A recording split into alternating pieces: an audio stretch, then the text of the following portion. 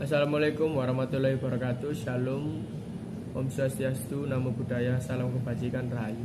Halo teman-teman semua, balik lagi di sini bersama Mario.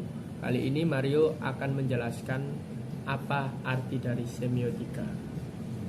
Semiotika atau ilmu semiologi secara etimologi diambil dari semiotik yang berasal dari bahasa Yunani, yakni simeon, yang berarti tanda. Semiotika sendiri juga lahir dari bahasa Inggris yang diucapkan semiotik. Nama lain semiotika adalah semiologi.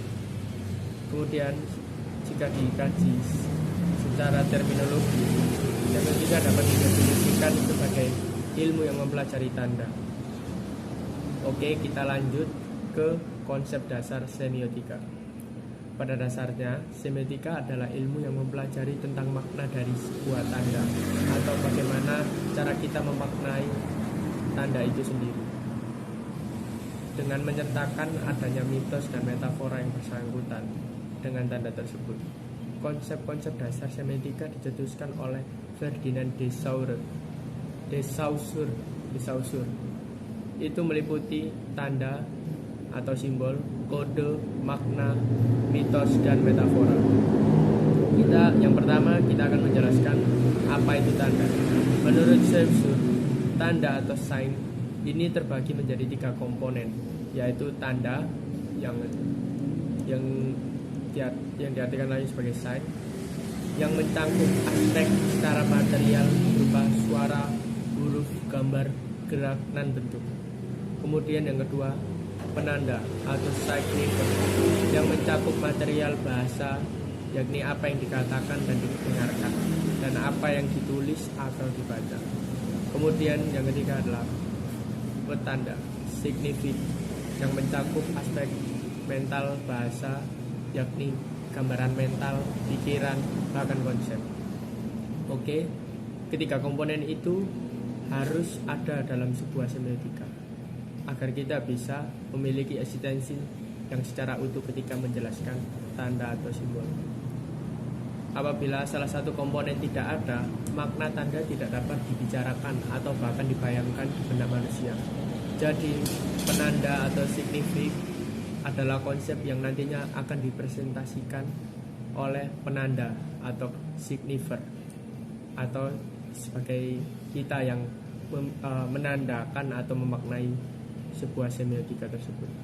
Hubungan antara petanda dan penanda ini harus berkaitan satu sama lain agar dapat menghasilkan makna dan tanda tersebut. Contohnya adalah gorden.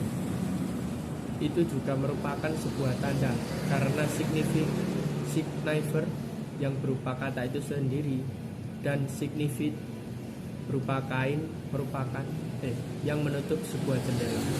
Adanya kesatuan antara kata dan kenyataan itulah yang membuat gorden menjadi sebuah tanda atau sign.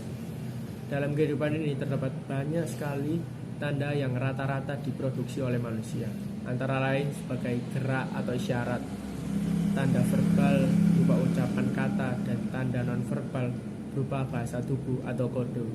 Misal kata, kita mengatakan sebuah sesuatu, tolong ambilkan tisu tersebut.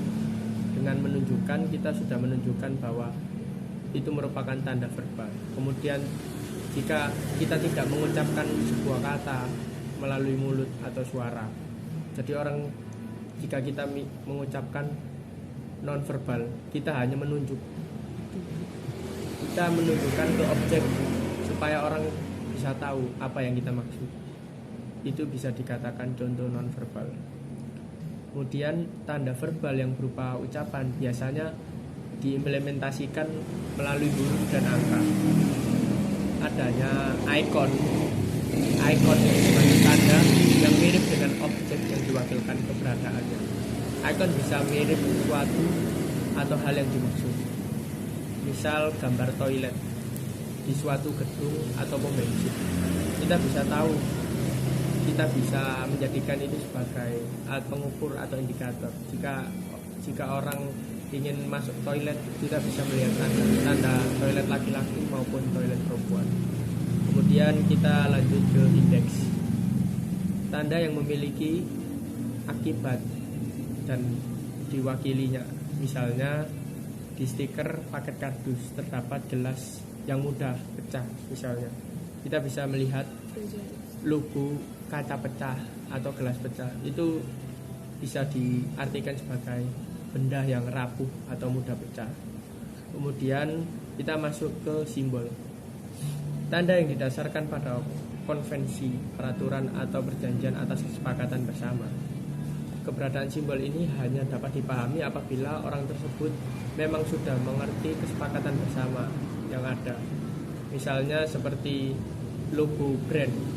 Logo brand adalah logo yang memiliki arti atau makna yang sudah dibuat oleh pemilik brand tersebut. Jadi orang-orang bisa awareness dengan brand tersebut karena brand, misalnya ada sebuah brand Tanksomnia. Orang-orang sudah mengerti Tanksomnia itu seperti apa karena bisa melihat logo tersebut. Gitu. Kemudian dari 3 hal tersebut, ikon, indeks, dan simbol, kita bisa mengerti apa itu semiotika. Kemudian kita setelah menjelaskan kode, langsung lanjut pembahasan soal makna. Makna dibagi menjadi 2 macam, makna denotatif dan konotatif. Makna denotatif adalah makna yang sebenarnya, yang mencakup hal-hal yang ditujukan oleh kata-kata atau hubungan secara eksplisit antara tanda dan referensi yang ada. Misalnya terdapat manusia, yaitu berarti maknanya memang berhubungan dengan manusia selaku makhluk hidup. Kemudian ada makna konotatif, adalah makna yang tidak sebenarnya, meliputi perasaan, emosi, nilai-nilai kebudayaan, hingga sudut pandang dari kelompok. Misalnya ada sebuah lukisan wajah tersenyum, itu bukan memiliki 2 arti atau 2 makna. Yang pertama adalah makna bahwa dia bahagia, dan yang kedua adalah makna ketika dia sedang meremehkan seseorang secara sarkas atau ekspresi penghinaan. Kemudian langsung kita membahas soal macam-macam semiotika. Berdasarkan pada lingkup pembahasannya, maka semiotika ini dapat dibedakan menjadi 3 macam. Yang pertama adalah semiotik murni atau pure, yakni semiotika yang membahas mengenai filosofi dan semiotika itu sendiri berkaitan dengan meta bahasa. Kemudian yang kedua adalah semiotik deskriptif atau deskriptif, yakni semiotik yang lingkup pembahasannya adalah tentang semiotika tertentu berupa sistem tanda tertentu atau bahasa tertentu, kemudian dijabarkan secara deskriptif, jadi seperti bacaan dan tekstual.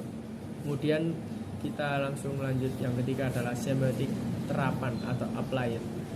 Sesuai dengan namanya, maka lingkup pembahasan dalam jenis semiotika ini adalah membahas mengenai penerapan dari semiotika itu sendiri dari berbagai macam bidang konteks tertentu.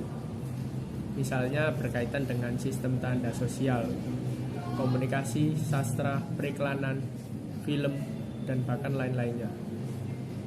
Kemudian, jadi teman-teman, kesimpulannya adalah semiotika merupakan sebuah teori yang menjelaskan pengertian dari sebuah tanda, kode, bahkan makna. Sama halnya yang dapat kita lihat contohnya di kehidupan sehari-hari. Ketika ada lampu lalu lintas yang menunjukkan warna merah, kita otomatis langsung berhenti. Ketika ada lampu warna kuning, kita berhati-hati untuk melihat kiri dan kanan. Kemudian ketika kita melihat warna hijau, kita langsung jalan. Jadi dari contoh yang bisa kita lihat seperti lampu lalu lintas tersebut menjelaskan bahwa semiotika menjelaskan dari bentuk, simbol, dan bahkan kita bisa memaknainya sendiri. Jadi teman-teman tidak perlu khawatir karena teori semiotika mudah untuk dipelajari. Oke, sekian dari saya Mario. Mohon maaf bila ada salah dan katanya. Wassalamualaikum warahmatullahi wabarakatuh. Bye bye.